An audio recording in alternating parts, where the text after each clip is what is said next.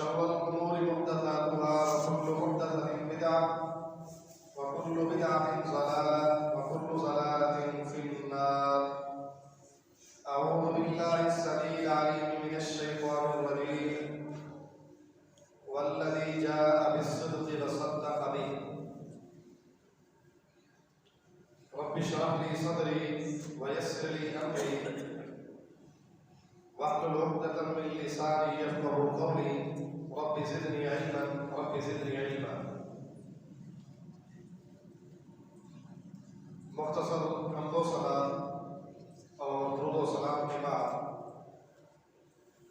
دعا ہے کہ اللہ رب العالمین حق سچ بیان کرنے کے بعد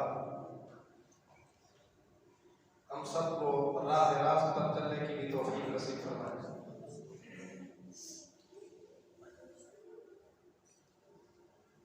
حضرت ابوبکر صدیق رضی اللہ تعالیٰ عنہ ان کی وفات کے حوالے سے جو تاریخ ہے اگرچہ وہ 2-3 دن گزر چکی ہے پہلے، اسی نسبت سے آج انشاءاللہ العزیز حضرت ابوبکر صدیق رضی اللہ تعالی عنہ کی شان کے حوالے سے کچھ باتیں آپ احباب کے سامنے ذکر کروں گا. دعا ہے کہ رب العالمین صحیح بیان کرنے کی توفیق نصیب فرمائے. صحیح بخاری کی حدیث ہے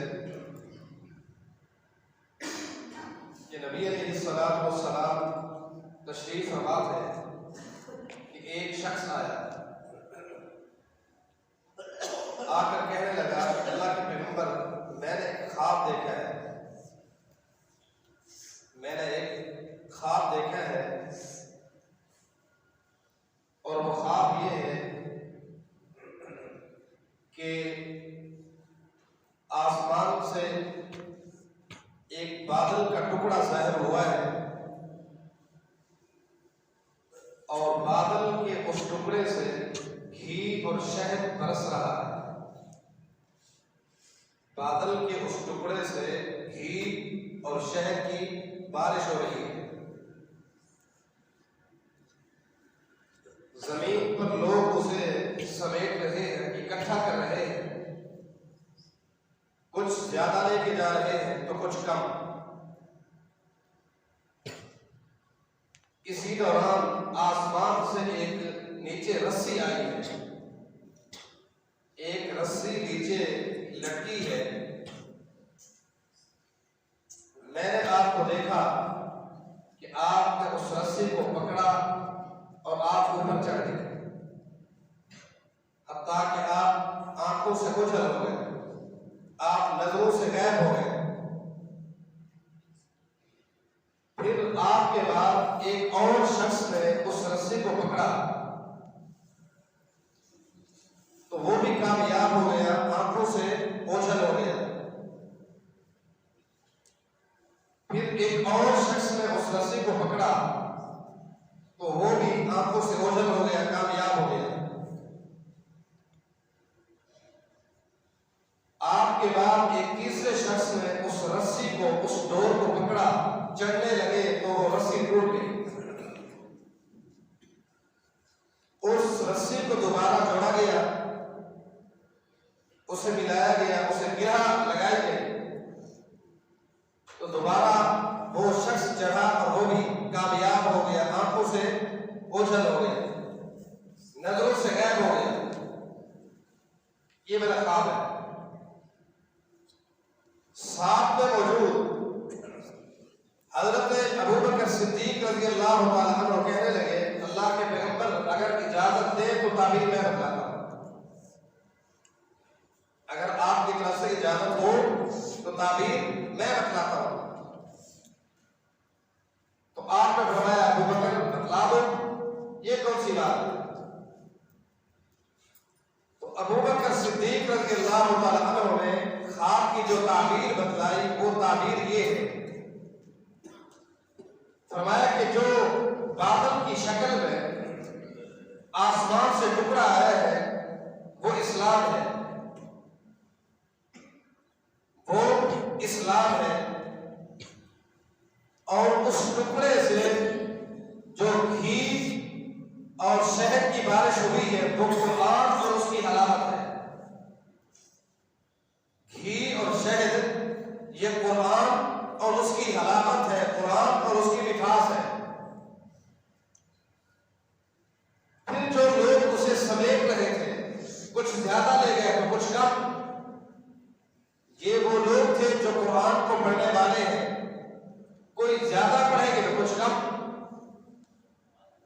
کچھ لوگ قرآن کا حصہ زیادہ لے جائیں گے تو کچھ کم، کوئی زیادہ پڑھیں گے تو کم پڑھیں گے۔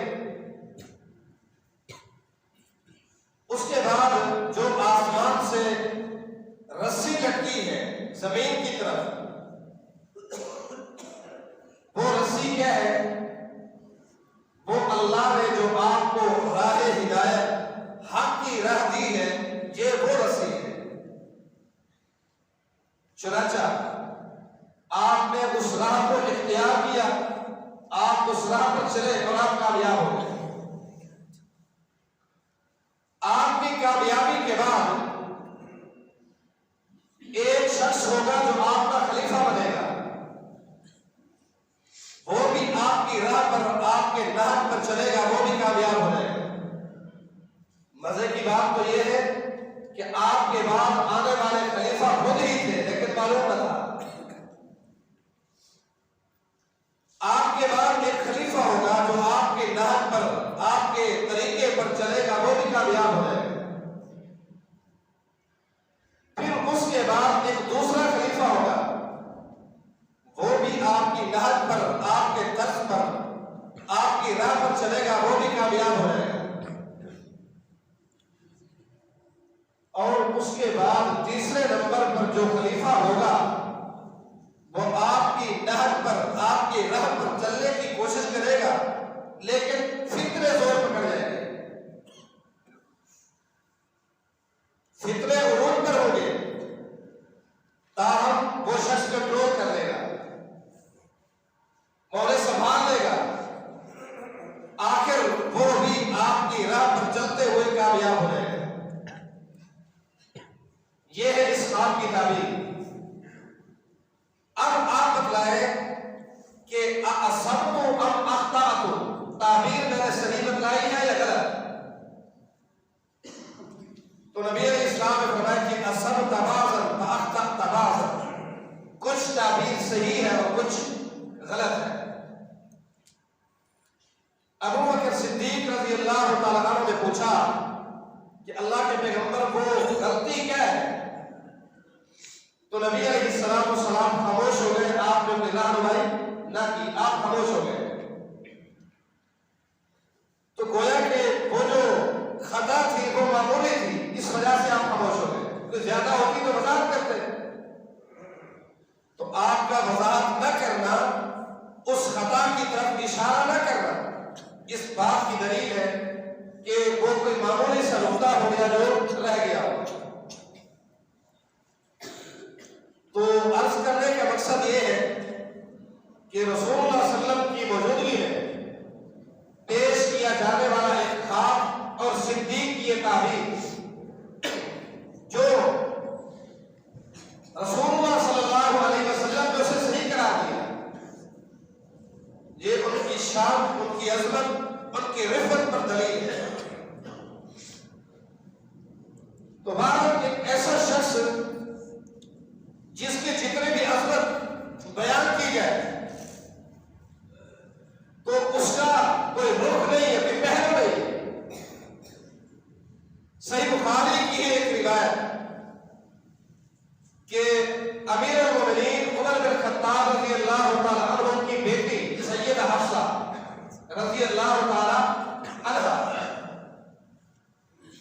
جنگ بدر کے موقع پر بیوہ ہو گئی، ان کا خامد شہید ہو گیا۔ عمر بن خطاب کے داماد اور حفصہ کے خامد وفات پا گئے، شہید ہو گئے۔ امیر المومنین کی بیٹی بیوہ ہو گئی۔ اب ظاہر پریشانی ہے، مسئلہ ہے، تو عمر بن خطاب رضی اللہ تعالیٰ عنہ نے حضرت عثمان غنی سے کہا کہ آپ کو معلوم ہے میری بیٹی بیوہ ہو چکی ہے، میں چاہتا ہوں کہ آپ میری بیٹی سے نکاح کر لیں، شادی کر لیں۔ حضرت عثمان غنی رضی اللہ تعالیٰ عنہ نے سوچ و بچار کے بعد منع کر دیا کہ فی الحال مجھے ضرورت نہیں ہے، میں شادی نہیں کرنا چاہتا۔ حضرت عمر ابو بکر صدیق کے پاس گئے، یہ آفر انہیں پیش کی کہ میں چاہتا ہوں آپ میری بیٹی سے شادی کریں۔ ابو بکر صدیق خاموش ہو گئے، کوئی جواب نہیں دیا، مثبت نہ منفی، ہاں نہ نہ۔ پر وقت گزرتا رہا، عمر بن خطاب پریشان، اب غصہ بھی تھا کہ یار شادی نہیں کرنی تھی تو منع کر دیتے، مجھے لٹکا کے رکھا ہے، کوئی جواب ہی نہیں۔ خیر آخر کار وقت گزرنے کے ساتھ ساتھ نبی علیہ السلام نے پیغام دے دیا، عمر بن خطاب کی بیٹی حفصہ کے رشتے کے لیے۔ تو کون منع کرتا؟ پہلے تو وہ صحابیہ تھی، اب تو ام المؤمنین بن جائے گی، رشتہ ہو گیا، بات پکی ہو گئی۔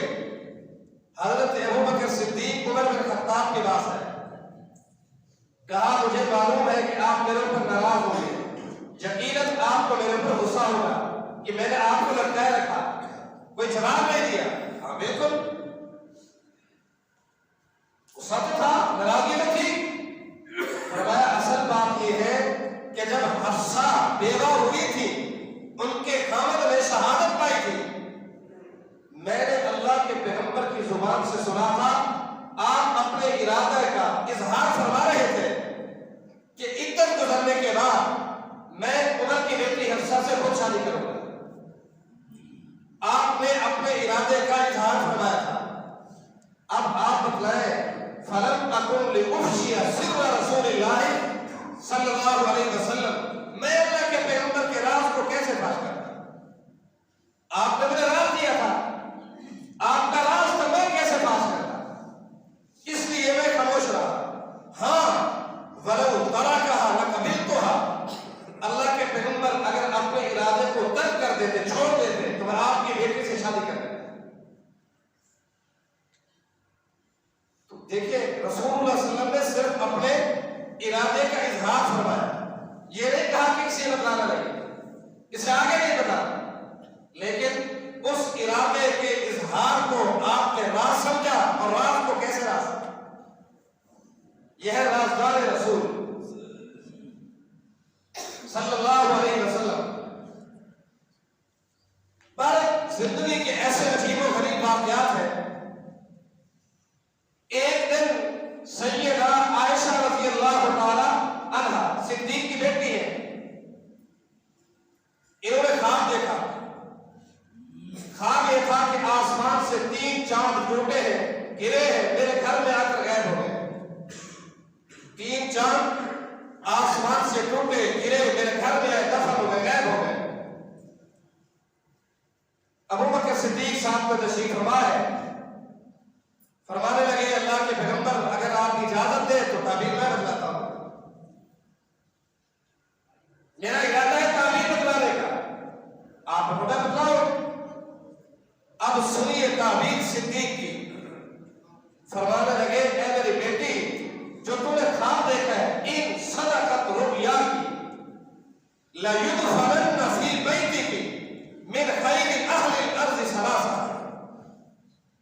اے عائشہ، جو تم نے خواب دیکھا ہے، اگر تو خواب سچا ہے تو خواب کی تعبیر یہ ہے کہ اس دھرتی کی، اس امت کی سب سے عظیم ترین ہستیاں، سب سے عظیم ترین 3 ہستیاں تیرے گھر میں دفن ہوگی۔ یہ خواب کی تعبیر ہے۔ اور آپ جانتے ہیں نبی علیہ السلام جب اس دار فانی سے چلے گئے، آپ کی تدفین کہاں ہوئی؟ سید عائشہ کی حجرے میں۔ تب ابو بکر صدیق نے کہا تھا کہ عائشہ، جو تمہیں خواب دیکھا تھا اور میں نے تعبیر بتلائی تھی، ان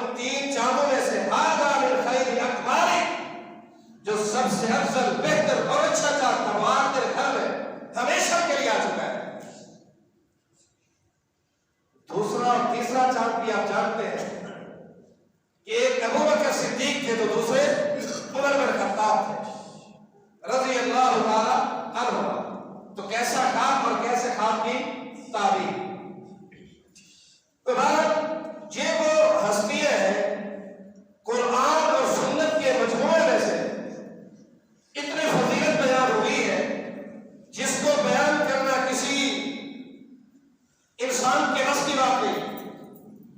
البتہ میں چاہتا ہوں کہ انہی شیخین کی صاحبین کی سیرت فضیلت کچھ ائمہ اثنا عشریہ کی زبانی آپ کے سامنے پیش کر دوں تاکہ یہ جو ایک عام طور پر مغالطہ رہتا ہے کہ بھئی انہوں نے یہ کیا تھا وہ کیا تھا آپس میں نفرت تھی بغض تھا حسد تھا تو اس کی کیا حقیقت ہے.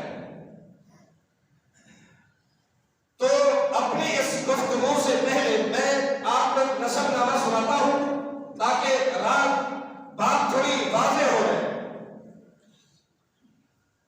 یہ جو ہمارے ہاں ایک جماعت ہے فرقہ ہے جنہیں ہم شیعہ کہتے ہیں ان کے 12 امام حضرت علی حسن و حسین علی زین العابدین محمد الباقر امام جعفر صادق موسیٰ کاظم علی نقی تقی حسن عسکری اور محمد مہدی منتظر یہ 12 امام ان کا سلسلہ کا سب کیا ہے تو تھوڑا سا بتلا کے پھر آگے اپنی بات کو چلاتے ہیں. حضرت علی مرتضیٰ کے بیٹے حضرت حسین کے بیٹے علی زین العابدین جو کربلا میں چھوٹے تھے لڑائی نہ کر سکے اللہ نے انہیں محفوظ رکھا علی زین العابدین کے نام سے مشہور ہے. پھر ان کا ایک بیٹا ہے جس کا نام محمد ہے محمد الباقر کے نام سے مشہور ہے. محمد الباقر جو کہ بیٹے ہیں علی زین العابدین کے وہ بیٹے ہیں حضرت حسین اور حضرت حسین حضرت علی رضی اللہ تعالیٰ عنہ کے. محمد الباقر تک یاد رکھنا محمد الباقر بن علی زین العابدین بن حسین بن علی رضی اللہ تعالیٰ عنہ. جبکہ دوسری طرف نسب نامہ یہ ہے کہ حضرت ابو بکر صدیق کی 2 بیویاں ایک کا نام اسماء ہے دوسری کا نام ام رومان ہے. ام رومان اور اسماء بنت امیس رضی اللہ تعالی عنہا. ابو بکر صدیق کو اللہ نے اسماء کے بدن سے بیٹا دیا جس کا نام محمد ہے محمد بن ابی بکر صدیق. دوسری طرف ام رومان کے بدن سے اللہ نے بیٹا دیا اس کا نام عبد الرحمن ہے. عبد الرحمن اور محمد دونوں آپس میں کیا لگتے ہیں بھائی. دونوں ابو بکر صدیق کے بیٹے ہیں صرف والدہ کا فرق ہے. وہ ام رومان کا بیٹا ہے تو یہ اسماء بنت امیس کا بیٹا ہے. دونوں آپس میں بھائی ہو گئے. محمد بن ابی بکر کو اللہ نے بیٹا دیا اس کا نام ہے قاسم. قاسم بن محمد بن ابو بکر صدیق. عبد الرحمن کو اللہ نے بیٹی دی جس کا نام ہے اسماء. اسماء بنت عبد الرحمن بنت ابو بکر صدیق. دونوں آپس میں کیا ہوئے چچا صاحب بہن بھائی چچا صاحب نظر ہو گئے. دونوں کا آپس میں رشتہ ہوا اسماء بنت عبد الرحمن کا اور قاسم بنت محمد کا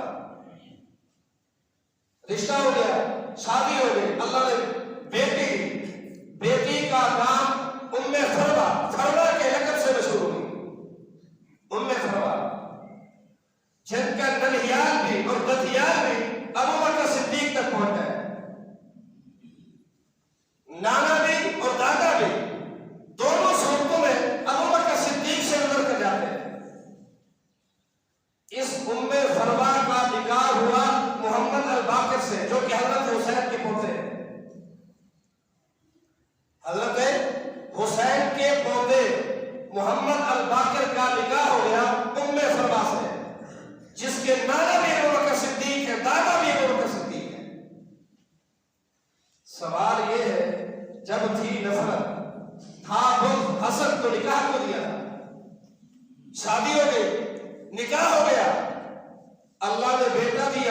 بیٹے کا نام جعفر صادق ہے.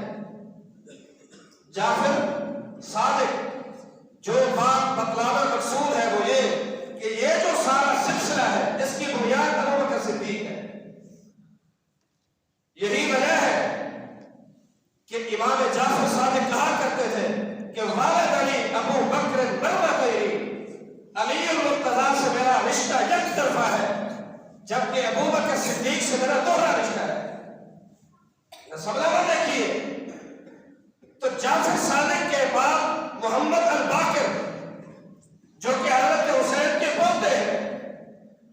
سوال ہوا یہ بتلائیے کہ کوئی شخص اپنی تلوار پر سونا یا چاندی لگا کر اسے مزین کرنا چاہتا ہے, زیورات کے ذریعے خوبصورت کرنا چاہتا ہے, تو اس کی شرعی حیثیت کیا ہے؟ جائز ہے, کوئی حل نہیں. دلیل پیش کی کہ قد حل ابو بکر صدیق سیفہ. ابو بکر صدیق کی تلوار کو میں نے دیکھا تھا, انہوں نے بھی اپنی تلوار کو زیورات سے مزین کر رکھا. سائل یہ بات سن کر بڑا پریشان ہوا, بڑا حیران ہوا کہ محمد الباقر ابو بکر کو صدیق کہتے. بول پڑا, کہا اے محمد کیا آپ ابو بکر صدیق کو صدیق کہتے؟ اللہ اکبر. محمد الباقر غصے میں آ گئے, فرمایا کہ اس شخص پر ٹوٹ پڑے اور قبلہ رخ متوجہ ہو کر کہنے لگے نام الصدیق, نام الصدیق, نام الصدیق. 3 بار کہا جی ہاں میں ابو بکر کو صدیق کہتا ہوں. 3 بار یہ بات کہنے کے بعد فرمایا کہ لوگوں یاد رکھو کہ من لم یکن لہ الصدیق فلا صدق اللہ لہ قولا فی الدنیا ولا فی الآخرہ. جو شخص ابو بکر کو صدیق نہیں مانتا میں اس کے لیے بددعا کرتا ہوں, اے اللہ اس شخص کی کسی بات کو دنیا اور آخرت میں سچا رکھے. یہ ہے محبت کی دلیل, یہ ہے محبت. یہ کہا ہے بغض حسد اور نفرت کی دلیل. اور پھر انہی کے بیٹے جعفر صادق جو کہ امام موسیٰ کاظم کے باپ ہیں, انہوں نے کیا کہا تھا؟ کہا تھا کہ بری اللہ ممن تبرأ من ابی بکر و عمر. جو شخص ابو بکر و عمر پہ تبرہ کرتا ہے میں اللہ سے بددعا کرتا ہوں اے اللہ تو بھی ایسے شخص سے بری ہو جائے. اور صرف یہ نہیں, آگے کہا تھا کہ واللہ انی لأحب ابا بکر و عمر واتولہما. اللہ کی قسم میں ابو بکر سے بھی محبت کرتا ہوں, عمر سے بھی محبت کرتا ہوں. اور صرف محبت ہی نہیں, واتولہما میں ان دونوں کو اپنا دوست سمجھتا ہوں, ولی سمجھتا ہوں. اور صرف یہیں تک بات ختم نہیں کی, آگے کیا کہا؟ واللہ ان کان فی نفسی غیر ھذا. اے اللہ اگر میں یہ صرف زبانی طور پر کہہ رہا ہوں, میرا یہ قول میرے اعتقاد کے میرے عمل کے خلاف ہو, تو میں اپنے لیے بددعا کرتا ہوں فلا نالبنی شفاعت محمد صلی اللہ علیہ وسلم یوم القیامہ. اے اللہ اگر میں اپنے دامن میں جھوٹا ہوں, میرا قول میرے اعتقاد کے خلاف ہے, تو اے اللہ مجھے قیامت کے دن اپنے نبی کی شفاعت سے محروم کر دے. اتنا بڑا ایمان اور اپنے لیے اتنی بڑی بددعا کرتے, کوئی معمولی بات ہے؟ اس کا مطلب یہ ہے کہ یہ محض افسانے ہیں, حقیقت کوئی نہیں. حقیقت محبت کی نہیں. اور ایک آخری بات, ابھی میں نے آپ کو نسب نامہ سنایا ہے ابو بکر صدیق کی بیویوں میں سے ایک بیوی جس کا نام اسماء بنت امیس ہے. یہ کون ہے؟ سب سے پہلے ان کا جو نکاح ہوا تھا, جو شادی ہوئی تھی, وہ حضرت علی کے بھائی جعفر